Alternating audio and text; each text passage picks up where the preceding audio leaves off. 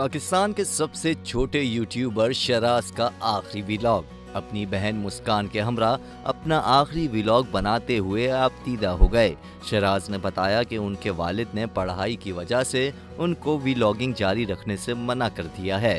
अपने मासूम और मुनफरिद अंदाज से शोहरत पाने वाले नन्हे व्लॉगर शराज का कहना था कि मुझे बहुत से लोग कह रहे हैं कि मैं व्लॉगिंग ना छोड़ूं, लेकिन हमें अपने वालिदैन की बात माननी चाहिए, इसलिए जैसा वो कह रहे हैं मैं वैसा ही करूंगा।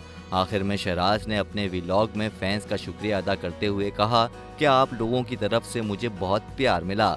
इंशाअल्लाह मैं जल्द वापस आने की कोशिश करूंगा।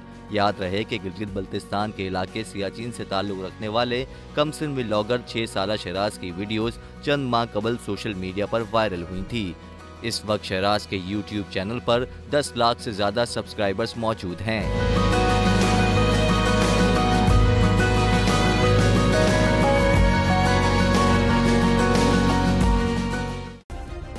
सब्सक्राइब करें और बेल दबाएं ताकि कोई खबर रह न जाए।